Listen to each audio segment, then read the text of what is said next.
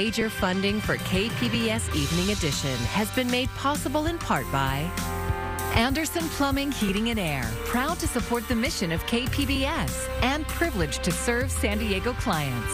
Anderson Plumbing, Heating and Air, helping homeowners maintain drain, heating, and cooling systems since 1978. And by the Conrad Prebys Foundation, Darlene Marcos Shiley, and by the following.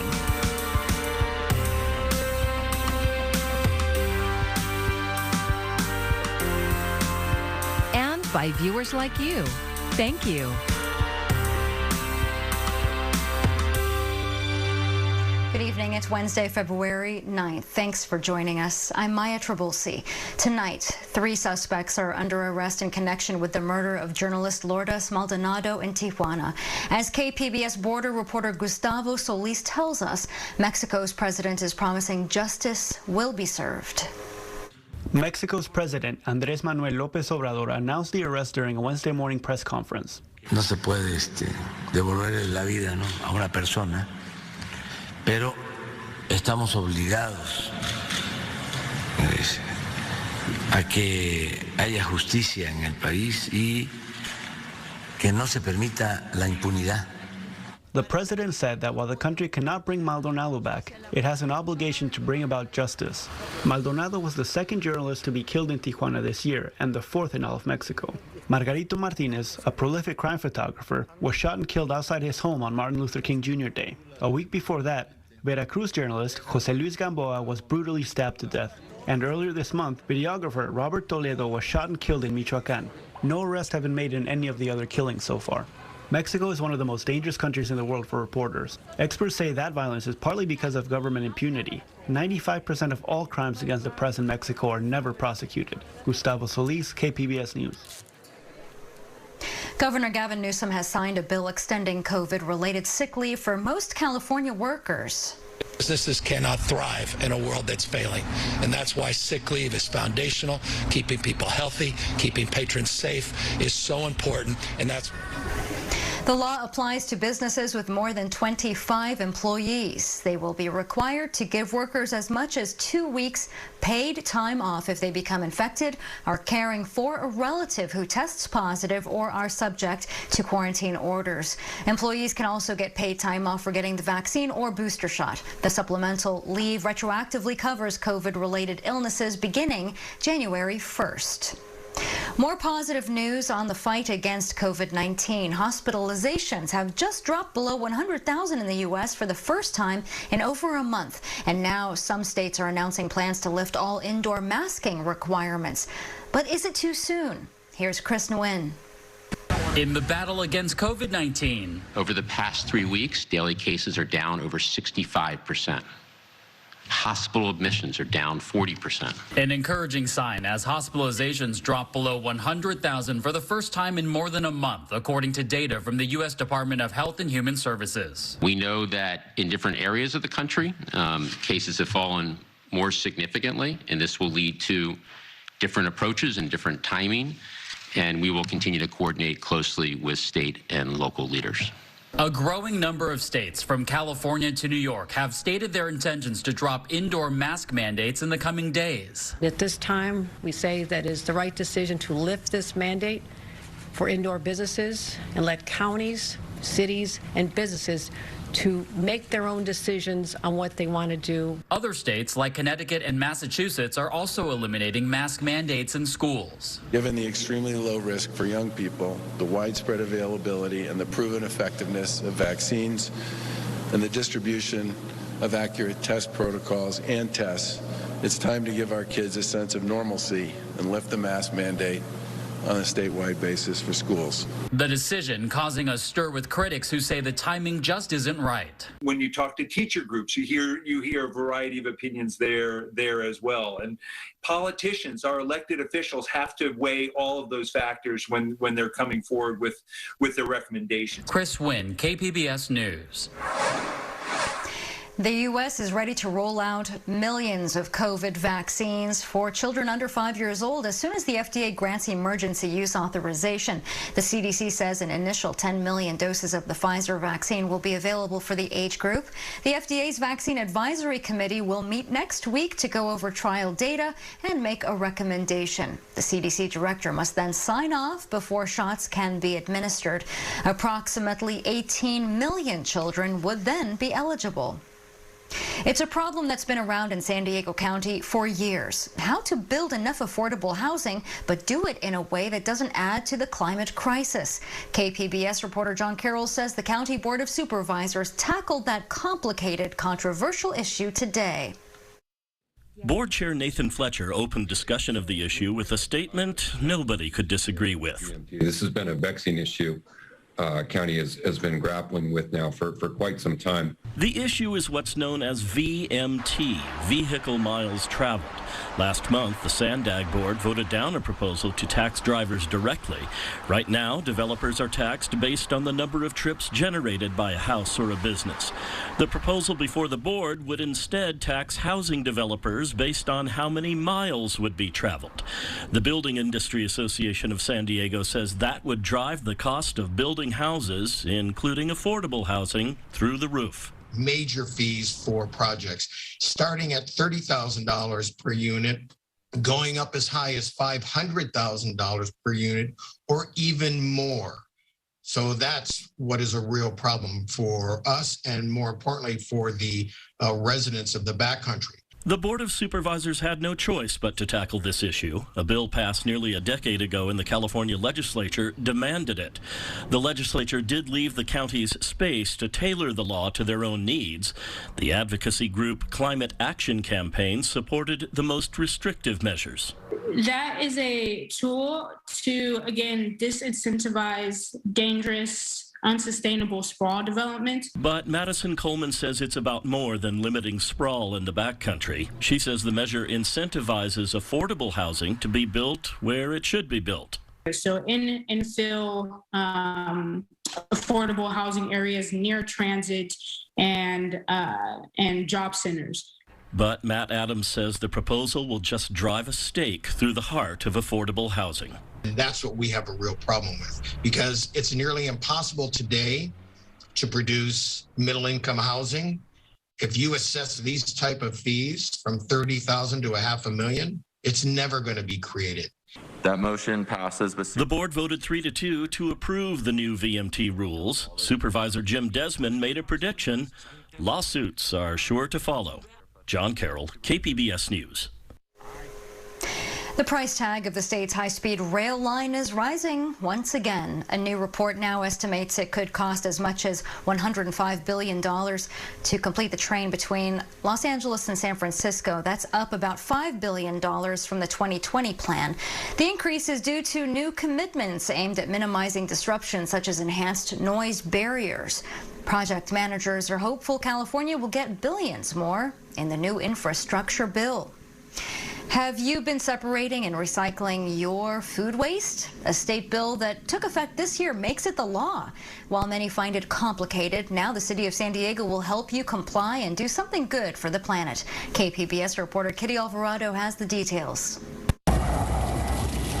39% of San Diegans' trash is organic waste. 15% of that is food waste. But if it's recycled, it can go from this to compost instead of ending up at the landfill, emitting toxic pollutants that harm the environment. Creating a lot of good green-collar jobs. That's why Mayor Todd Gloria held a news conference today at Miramar Greenery, the place where that transformation takes place. You can literally yourself be a part of the solution, and the city is trying to empower individual San Diegans to be a part of that solution. Flanked by environmental advocates and city leaders, Gloria announced the action the city is taking to help San Diegans comply with Senate Bill 1383 to recycle organic waste to fight climate change. The plan and includes outreach and education, food recovery programs, and a new collection service just for organic waste. It's going to be a change, similar to what many of us may remember when we started getting blue can service at our homes many decades ago. This will now occur with a green bin, and it's critical to our plans around climate action. San Diegans will get special containers that will help them recycle food waste in their kitchens, something Ryan Rizzuto already does at Kitchens for Good. We redirect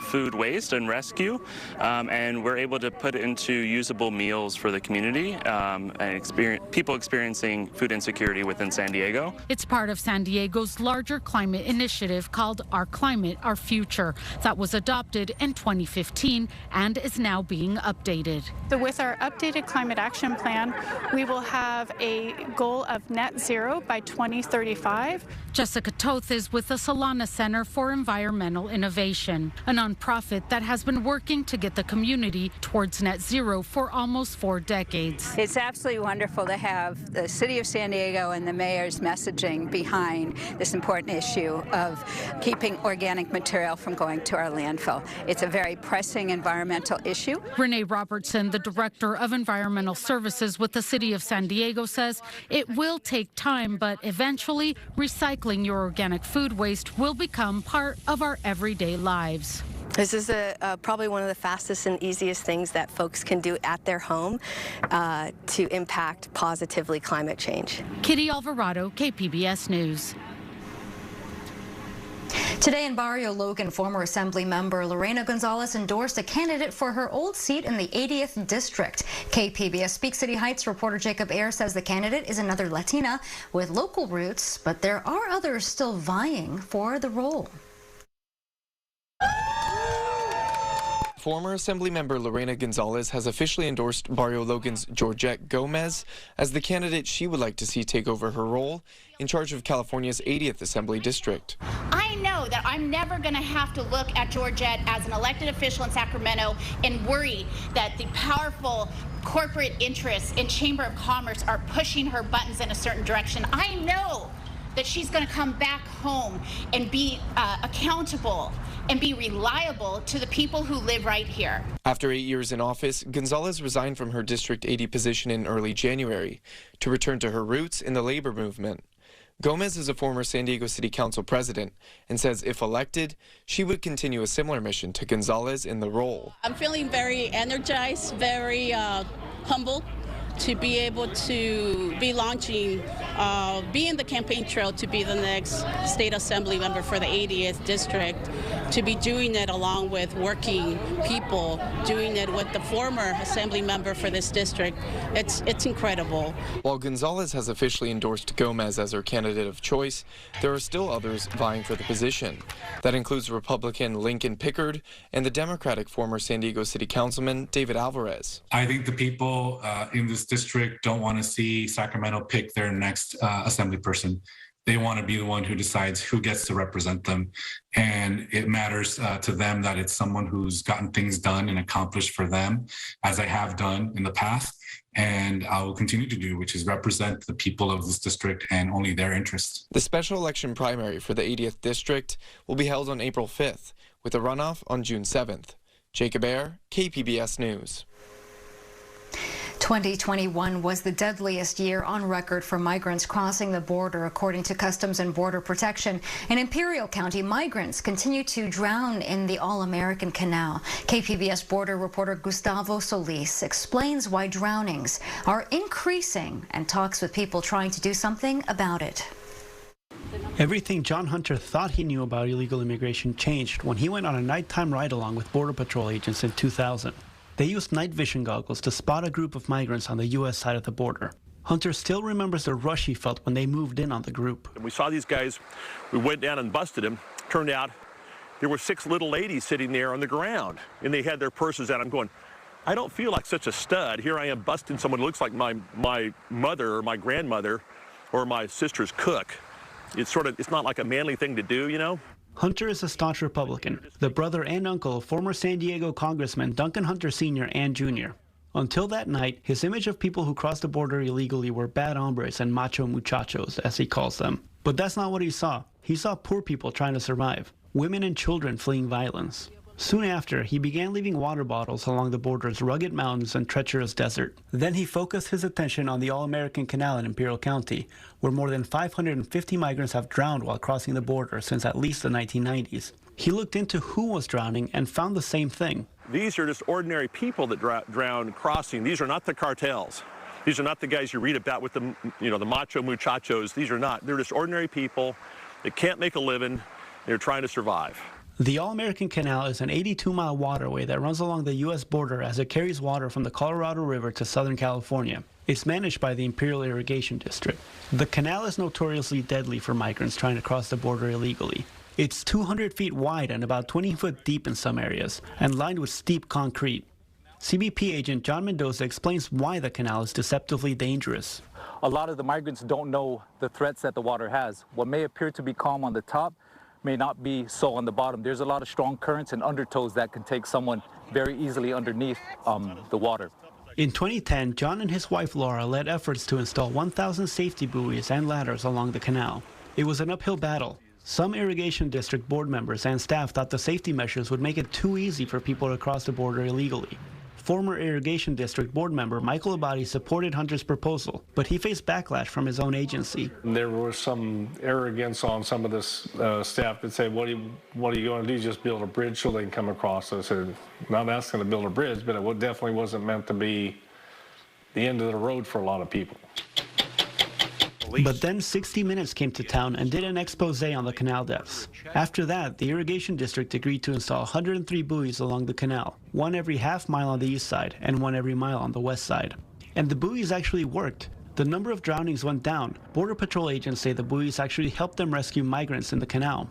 If we have to apprehend a group or we have to rescue a group of individuals that may be struggling in the water, we can use the buoy lines as a reference. This rescue video from March 2021 shows how the buoys helped a swimmer that was too tired to go on. Without the buoy line, the current would have dragged the man over a 49-foot drop. The irrigation district has not increased the number of safety buoys along the canal since 2010. And data shows that the drowning deaths are going up, particularly along the western part of the canal, which has fewer buoys.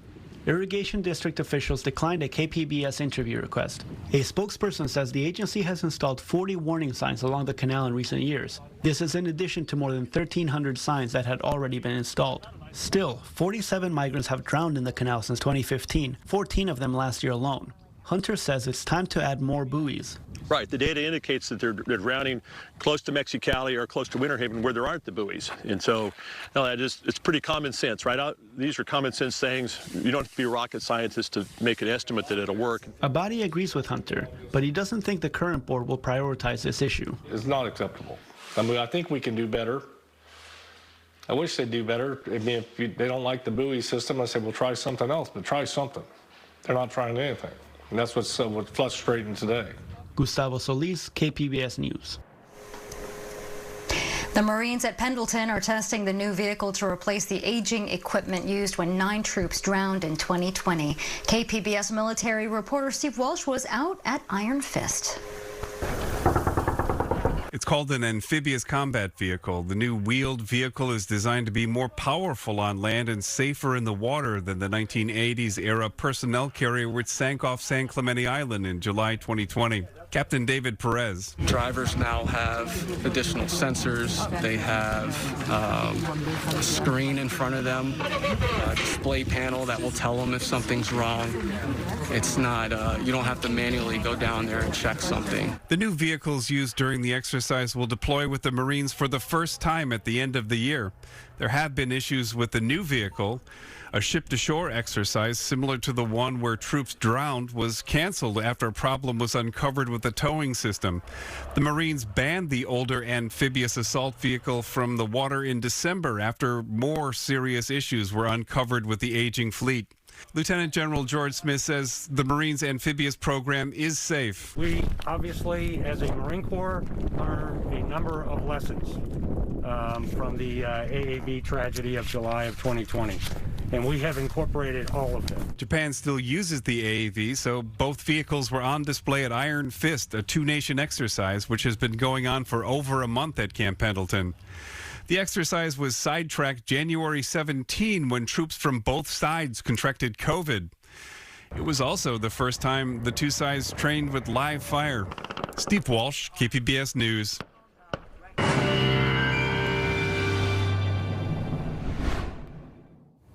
We have some serious warmth that is building in over the next couple of days. In fact, it is going to be record challenging heat, likely to last through the remainder of the work week. And then as we head into the weekend, it'll still be above average, but it won't quite be record challenging. Winds will be gusty too. We have some wind advisories in effect. I'll talk about that here in just a minute. And then cooler air does arrive next week. We'll see some cooler temperatures likely Monday into Tuesday, with another piece of energy diving southward here. So the overall pattern is likely going to stick around with us through Sunday, with daily record highs being challenged likely Thursday into Friday, elevated risk for wildfire danger, and again, those gusty offshore winds leading to that elevated risk for wildfire danger. We don't quite have any of those heat advisories down towards San Diego, but just off to our north, Newport Beach, LA Basin area does have some heat advisories that remain in effect through 6 p.m. on Sunday. We do have wind advisories posted, though,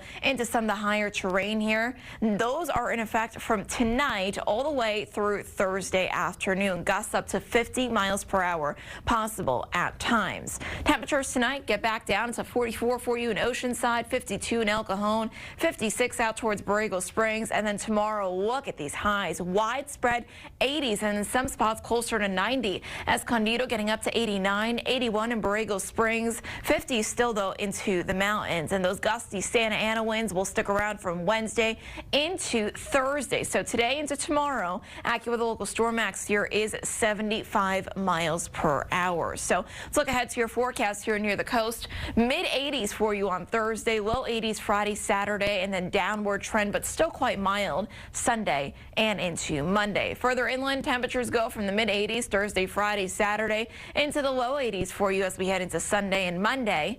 In the mountains, generally looking to stay in the mid to upper 50s. Plenty of sunshine, no real change here from day to day. But again, the gusty winds still likely there through Thursday and Friday. And in the deserts, temperatures here low 80s over the next 5 days. For KPBS News, I'm meteorologist Jessica Pash.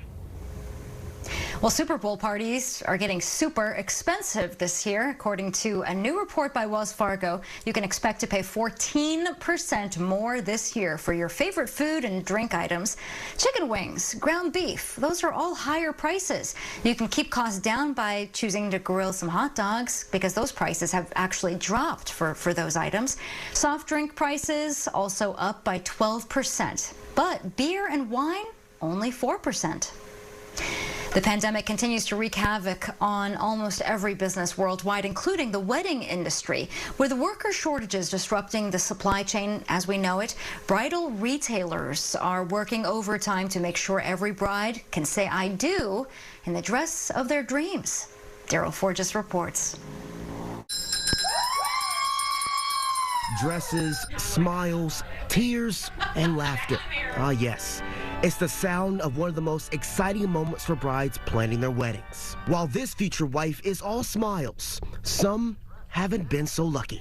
The worst part of planning my wedding and leading up to my wedding was the wedding dress. It took 2021 newlywed Chloe Buckle about 5 months to get her dress, about a month longer than she anticipated. So I actually picked mine up 2 days before I had to fly out for my wedding. Since the beginning of the COVID-19 pandemic, worker shortages have disrupted the supply chain, causing shipping delays and low product supply for several items, including wedding dresses. It goes all the way back, right, to raw materials, raw material availability. COVID's had its impact worldwide. The CEO of David's Bridal says his company is changing their supply chain method to keep up with the demand. We front-loaded a lot of inventory production, a lot of purchases. And with more couples getting married in the new year, bridal retailers like Winnie Couture are seeing a lot more say yes to the dress. Now that it's a little more open and, people are able to have their big weddings, we're definitely seeing a surge of brides coming in. And because of this bridal boom, those delays could continue well into 2022, according to the National Bridal Retailers Association. The president of the association says before the pandemic, it would take 5 to 7 months for a bride to get a dress. Now she says she's seeing a 300% 100% increase in shipping times. The manufacturers and the designers that are creating these beautiful wedding dresses are experiencing supply chain issues. While there are delays, bridal retailers say they're taking extra steps to make sure brides get their dresses on time and even early. But the advice for newly engaged brides is consistent. Get out there early. Right now, there's no time. It's never too early to find the dress. I'm Daryl Forges reporting.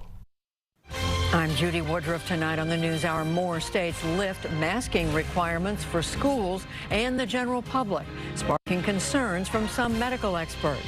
Coming up at 7 after Evening Edition on KPBS. And here's another look at today's top stories. Mexico's president announced the arrests of 3 suspects in the murder of a journalist who was fatally shot last month. Lourdes Maldonado was the 2nd journalist killed so far this year in Tijuana and the 4th in all of Mexico. Mexico's president is promising justice in her case. No arrests have been made in the other killings. The fees developers pay in San Diego County are about to rise. Fees had been calculated based on the number of trips generated by a new house or business, but under a change approved today by the County Board of Supervisors, taxes will be based on how many miles would be traveled. The Building Industry Association of San Diego says that will mean fees of $30,000 to $500,000 per house. And the city of San Diego is taking steps to help residents comply with the new state law to recycle food waste. Mayor Todd Gloria announced a new green service that will be rolled out this summer. Residents will get special containers to dispose of organic and food waste. It's part of San Diego's larger climate initiative adopted in 2015. And you can find tonight's stories on our website, kpbs.org. Thanks for joining us tonight. I'm Maya Trabulsi. Have a great evening. Major funding for KPBS Evening Edition has been made possible in part by Anderson Plumbing, Heating and Air, proud to support the mission of KPBS and privileged to serve San Diego clients. Anderson Plumbing, Heating and Air, helping homeowners maintain drain, heating, and cooling systems since 1978. And by the Conrad Prebys Foundation, Darlene Marcos Shiley. And by the following: